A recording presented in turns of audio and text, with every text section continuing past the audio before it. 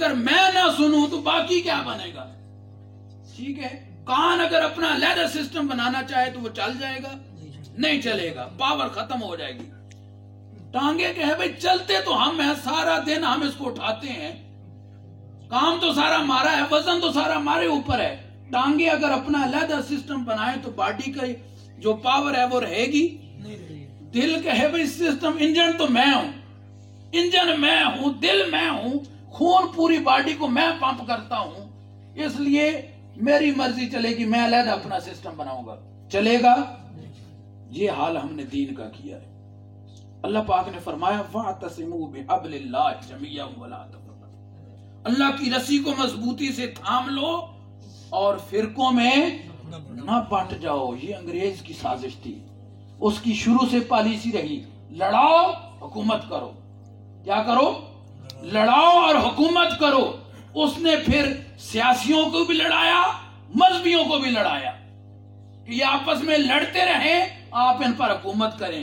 یہ جس دن لڑنا ختم ہو جائیں گے، اکٹھے ہو جائیں گے تو یہ ہمارے پیچھے آ جائیں گے۔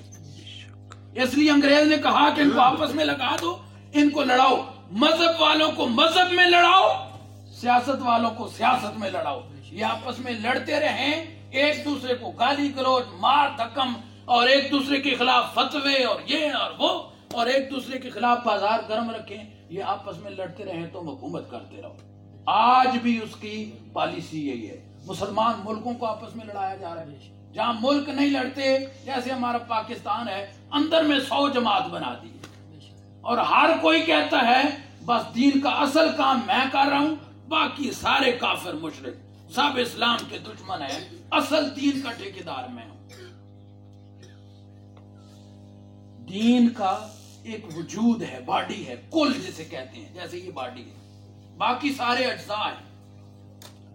سنت کی اپنی اہمیت ہے، فرض کی اپنی اہمیت ہے، جہاد کی اپنی اہمیت ہے، ختم نبوت کی اپنی اہمیت ہے، تبلیغ کی اپنی اہمیت ہے، قرآن کی اپنی اہمیت ہے، حدیث کی اپنی اہمیت ہے۔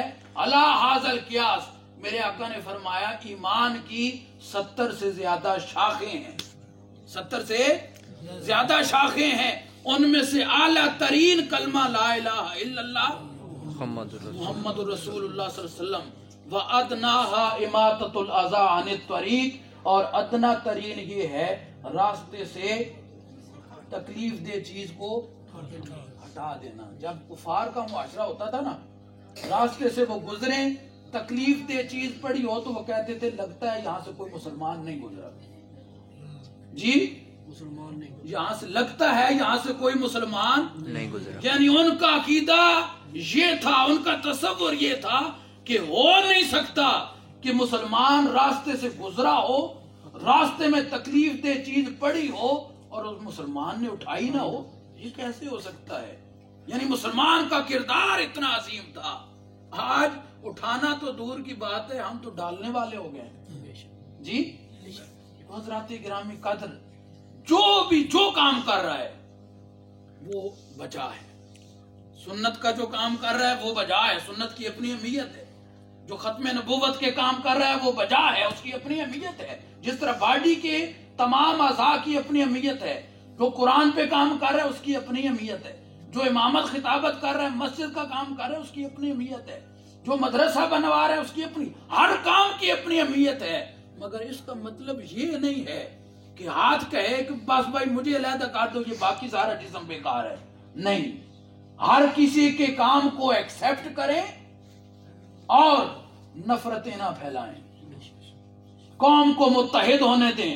اگر آپ اسلام کے ساتھ مخلص ہیں اور اسلام کو ہم پاور میں لانا چاہتے ہیں تو اس کا ایک ہی حل ہے کہ ہم متحد ہو جائیں۔ بے شک، کیا متحد ہو جائیں۔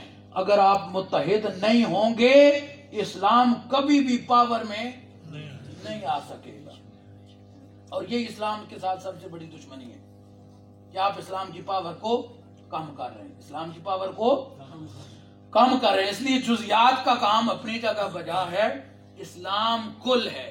یہی تحریک منہاج القرآن کا میسج ہے۔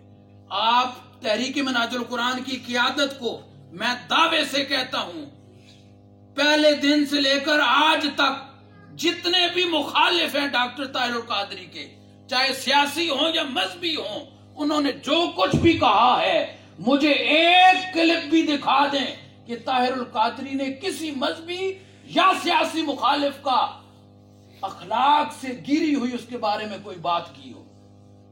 کوئی ایک کلپ دکھا دیں. جتنے بھی آپ کے جس طرح کے بھی مخالف ہیں، میرے قائد نے ہمیشہ اخلاق کے ساتھ بات کی.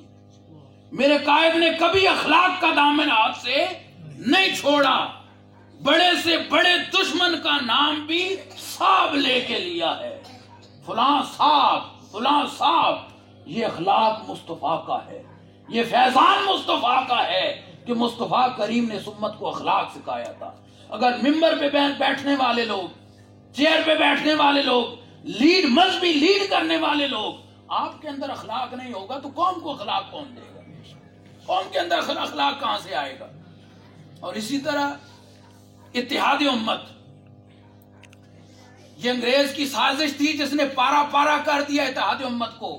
اور یہ واحد ڈاکٹر طاہر القادری ہیں جس نے اس امت کو مناظروں مجادلوں سے نکال کر، وہ دور جب دوسرے کی مسجد میں جانا گوارا نہیں کیا جاتا تھا، اس دور کے اندر بھی طاہر القادری نے ایک سٹیج پر سب کو بٹھایا اور بتایا تم بھائی بھائی ہو. اگر اسلام کی بھلائی چاہتے ہو تو آپس میں مل جاؤ، تمہاری قوت مجتمع ہو جائے، تب تم اسلام کی بات کر سکتے ہو.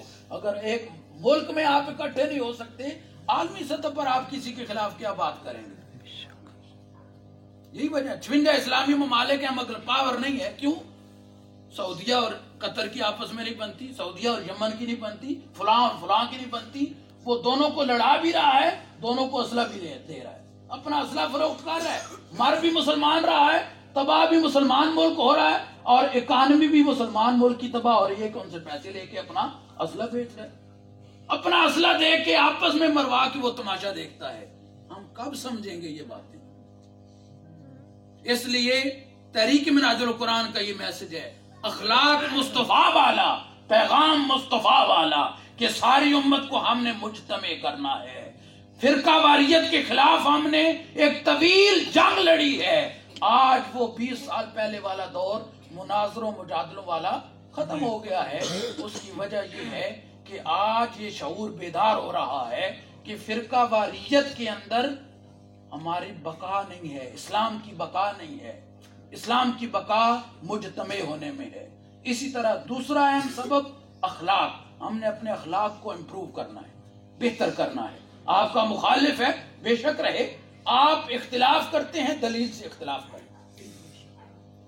ڈاکٹر طاہر القادری نے آج سے 30 سال پہلے کہا تھا کہ اپنے بچوں کو مذہبی اور دینی تعلیم اور دنیاوی تعلیم دو. اس وقت فتوے لگائے گئے کہ ڈاکٹر طاہر القادری دنیاوی تعلیم کو اندر گھسیٹ رہا ہے. مگر آج ہر بندہ یہ چاہتا ہے، اس بات پر آ گیا ہے، ہاں ہمارے بچوں کے پاس دنیاوی تعلیم بھی ہونی چاہیے، دین کی تعلیم بھی ہونی چاہیے. ڈاکٹر طاہر القادری نے آج سے 30 سال پہلے ویڈیو اور سوشل میڈیا کے ذریعے کہا تھا کہ ویڈیو بنائیں اور لوگوں تک دین کا پیغام پہنچائیں. اگر کفر اور بے حیائی آپ کے بیڈ تک ٹی وی کے ذریعے، میڈیا کے ذریعے آ سکتی ہے تو دین کیوں نہیں پہنچ سکتا؟ اس وقت کفر کے فتوے لگے تھے، مگر آج ان لوگوں کے پورے پورے چینل چل رہے ہیں جنہوں نے کفر کے فتوے لگائے، جنہوں نے ٹی وی توڑوا دیے تھے. آج ٹی وی چینل چل رہے ہیں. یہی قیادت کا فرق ہوتا ہے. قیادت 100 سال پہلے دیکھتی ہے کہ آنے والے 100 سال بعد امت کو کس چیز کی ضرورت ہے. اور میرے اور یہ عام طبقے کے لوگ، جو لوگ ہوتے ہیں جن کا پیشہ تقریر بیچنا ہوتا ہے، انہیں یہ بات 100 سال بعد سمجھ آتی ہے. کچھ مخالفت ڈاکٹر طاہر القادری کی اس وجہ سے بھی ہے کہ ڈاکٹر طاہر القادری نے تقریر بیچی نہیں ہے. آپ نے خود فرمایا کہ میں نے آج تک دنیا کے کونے کونے میں سفر کیا ہے، کوئی مائی کا لال پوری دنیا میں یہ ثابت نہیں کر سکتا کہ میں نے کہیں تقریر کی ہو اور کسی سے ایک پائی بھی لی ہو. کیش، تحفہ، ہدیہ، کسی صورت میں بھی کسی سے کوئی چیز لی ہو، کوئی مائی کا لال ثابت نہیں کر سکتا. اب وہ میرے بیچارہ مخالفت تو کرے گا جو 50,000 کی ایک تقریر بیچتا ہے. وہ بندہ تو مخالفت کرے گا جس کی 1 لاکھ کی ایک تقریر بکتی ہے، جو چلتا ہی جس کا گھر کا راشن ہی تقریر پہ ہے، تقریریں نہیں چلیں گی، نوٹ نہیں ملیں گے تو اس کا گھر کا خرچہ نہیں چلے گا، تو لازمی بات ہے جس کے مفاد کو نقصان پہنچے گا وہ مخالفت کرے گا۔ اس لیے مخالفت کرنے کے پیچھے کچھ اور رنگ ہوتے ہیں، ہمیں سامنے کچھ اور نظر آتا ہے، بیک میں سکرین کے پردے کے پیچھے کچھ اور عوامل ہوتے ہیں جو ہمیں نظر نہیں آتے۔ اللہ پاک سے دعا ہے اللہ پاک ہمیں حق کی پہچان عطا فرمائے، دین اسلام کے ساتھ مخلص فرمائے، اور ہمیں اپنی قیادتیں چنتے وقت ان چیزوں کا خیال رکھنے کی توفیق عطا فرمائے۔ قیادت وہی ہے جس کا مشن، جس کی سوچ، جس کی فکر مصطفیٰ کریم کی سیرت سے اخذ کرتا ہے۔ اللہ پاک اسلام کو قوت عطا فرمائے، غلبہ عطا فرمائے، عالم اسلام کی صفوں میں اتفاق اور اتحاد عطا فرمائے۔ یار زندہ صحبت باقی، والسلام علیکم ورحمۃ اللہ۔